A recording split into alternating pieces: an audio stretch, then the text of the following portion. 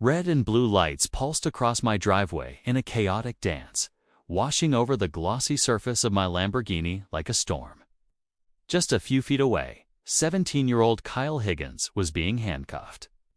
His wrists pinned behind his back as he shouted himself hoarse.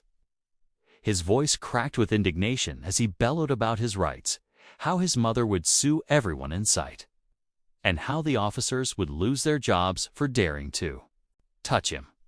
Meanwhile, I stood quietly beside my bright yellow Lamborghini Huracan, calmly walking the lead officer through the chain of events that led to this moment. Neighbors began pouring out of their houses like moths drawn to a porch light, gathering in clusters along the sidewalks, whispering in shock. It wasn't every day the golden boy of Susan Higgins, our iron-fisted HOA president, got himself arrested right here on Cedar Ridge Drive. People peered through windows, phones in hand, recording snippets of the drama. Their murmurs carried a mix of disbelief and something that almost sounded like vindication. 3 months earlier, none of this chaos had been part of my dream. Back then, I had pulled into Pinehurst Estates filled with nothing but excitement and a deep pride in the gleaming Lamborghini I'd worked years to afford. The neighborhood seemed perfect. Tree-lined streets, emerald green lawns trimmed with surgical precision, freshly power-washed sidewalks, and an air of calm, suburban serenity. My tech consulting business had finally taken off, and buying both my dream home and my dream car felt like the ultimate reward for years of long nights and sacrifices. The first few weeks were everything I had hoped for. Every morning, I'd sip my coffee and admire how that yellow Lamborghini looked parked in the center of my circular driveway, a burst of color against the tidy backdrop of manicured hedges. Life felt complete, and then Susan Higgins knocked on my door. It was a Tuesday morning. She showed up wearing a cream blazer and carrying a leather portfolio so stiff and official, it may as well have come with a gavel. Susan was in her late 40s, with immaculately styled blonde hair and a practiced smile that looked like it had been ironed on.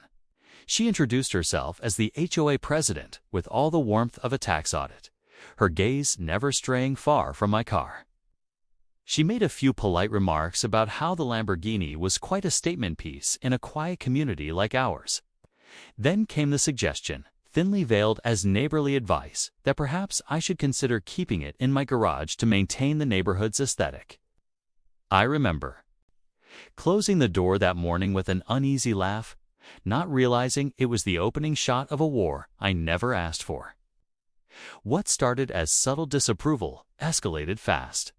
Within 2 weeks, I received my first official HOA warning, a typed letter on crisp letterhead bearing Susan's looping signature at the bottom. It cited some vague clause about vehicles that might disturb the community's peaceful atmosphere. When I pulled up the actual bylaws, the clause was so broad it could have been applied to anything brighter than beige. I decided to ignore it, assuming she'd eventually find someone else to bother. I couldn't have been more wrong. Susan went from passive-aggressive to full-blown crusader. Letter after letter arrived, noise complaints, allegations of speeding, warnings about the car drawing unwanted attention. And with each letter came a fine, $50 at first, then $100, creeping toward $200 like clockwork. That was when I started noticing Kyle. He was always nearby during our heated driveway exchanges, leaning against a fence, earbuds dangling, a smirk etched on his face. He was tall, lanky, and carried himself with the smugness of someone who thought the world belonged to him. It was obvious he'd grown up believing his mother's title gave them power over everyone else. And to him, I was the perfect target, the outsider with the flashy car. The situation boiled over on a heavy, humid Thursday in late August. I was outside rinsing soap off the Lamborghini when Kyle swaggered up alone for the first time. His chest was puffed out, chin tilted skyward like he owned the place. There was no greeting, no preamble. "Hand over the keys," he demanded flatly. I froze, unsure if I'd heard him right. He went on to declare that, since his mother ran the HOA, she technically owned everything in the community, including, apparently, my car. For a split second, I just stared at him, blinking. Then, I burst out laughing.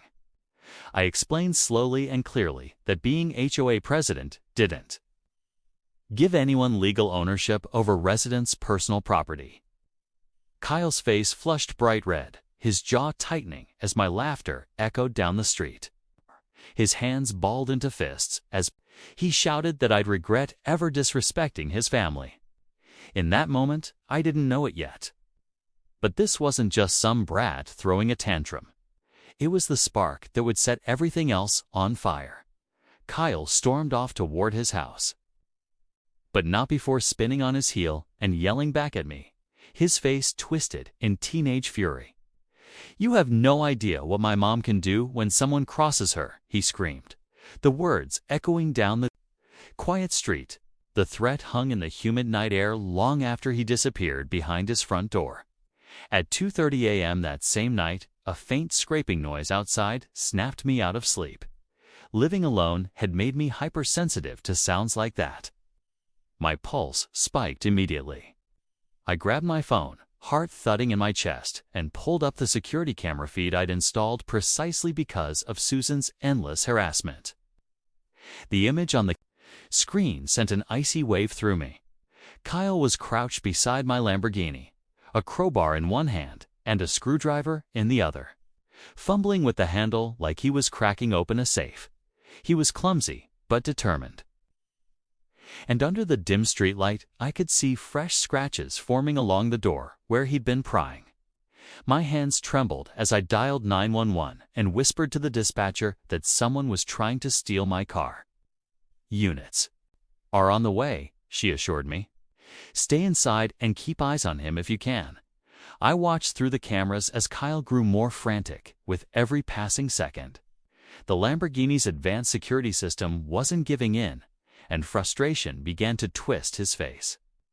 He kept glancing back at his house, maybe hoping his mother would swoop in and fix the mess he'd made. But her windows stayed dark. Clearly, this little operation was his idea alone. Then came the sound I'd been waiting for, the rising wail of approaching sirens slicing through the night. Kyle froze like a deer in headlights, scanning the street wildly. But instead of running, he made the spectacularly stupid choice to double down. He gripped the crowbar tighter and attacked the door again, more desperate now. The first patrol car rounded the corner with its spotlight blazing, catching him fully exposed. Beside my car, tools in hand. "Drop it. Step away from the vehicle." The officer's voice boomed through the neighborhood. The next few moments played out like a bad sitcom. Kyle raised his hand slightly, but immediately started shouting over the officers. He barked about how his mother ran the HOA, how this was family property, and how they were making a huge mistake. He tried to wrap his attempted car theft in the language of power and entitlement, as if the badge of HOA president's son carried some kind of legal immunity. The lead officer, an older guy with graying temples, looked utterly unimpressed. Clearly, this wasn't his first rodeo with an entitled teenager. Within minutes, Kyle was on his knees with his hands behind his back, cuffs clicking into place.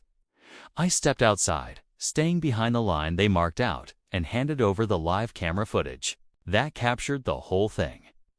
That was when Susan appeared. Robe, slippers, hair frizzed from sleep, but eyes blazing with outrage. She rushed toward the scene, shouting at the officers to release her son immediately. Her voice rang through the cul-de-sac, dripping with self-importance. "This is harassment," she screamed. "You have no idea who I am." But when the officers calmly explained the situation and pointed out the evidence, the tools, the footage, the damage, her tirade pivoted on a dime. Suddenly, she claimed I was the real villain. According to her warped version of events, I had intentionally parked my car in the driveway to tempt her son into committing a crime. She even accused me of entrapment. The officers remained calm and professional. One of them finally said, "Ma'am, attempted grand theft auto is a felony. That's not something we overlook because someone doesn't like where a car is parked. Within 48 hours, the charges were official: attempted grand theft auto, criminal mischief, and destruction of property. The estimate to repair the deep scratches on my Lamborghini exceeded $3,000, enough to elevate the property damage to felony status. Susan, of course, lawyered up immediately, hiring an expensive attorney and spewing threats of countersuits and defamation claims. But the footage didn't lie. Kyle had been caught on camera in the act, holding the tools himself. No amount of spin or intimidation could change that. The fallout was brutal and fast. Neighbors, people who'd spent years tiptoeing around Susan's iron rule, began to speak up. One by one, they shared their own stories of her abuse of power, of Kyle's escalating aggression, of the toxic atmosphere she had created in Pinehurst Estates. The HOA board called an emergency session. For once, Susan didn't control the narrative. The vote of no confidence was decisive, 8-1. Her lone no vote came from herself. Then the local news got wind of the story. HOA president's son arrested in attempted Lamborghini theft became headline fodder overnight. Susan's employer, a prestigious law firm downtown, quietly pushed her out. No client wanted their name associated with this circus. Kyle's case moved through the courts quickly. In the packed courtroom, the judge read the verdict with clinical finality: 18 months in juvenile detention and full restitution for the damage. When the sentence was announced, Susan let out a raw, guttural wail that filled the room. Her perfect suburban mask cracked in front of everyone. By then, her carefully crafted image had disintegrated. 3 families filed civil suits against her for harassment. The HOA board stripped her of every position she held. The law firm she once bragged about dropped her like a stone. As the bailiff led Kyle away in shackles, Susan turned to me, her eyes blazing with a venomous hatred she could no longer act on. Her reign of petty terror, built on threats, fear, and mailbox regulations, was finally over. All that remained was the cold reality she could no longer manipulate. Her son was behind bars, her reputation destroyed, and her kingdom reduced to nothing more than a cautionary tale. To hear more sweet justice stories like this one, make sure to like the video and subscribe to HOA Conflicts for more.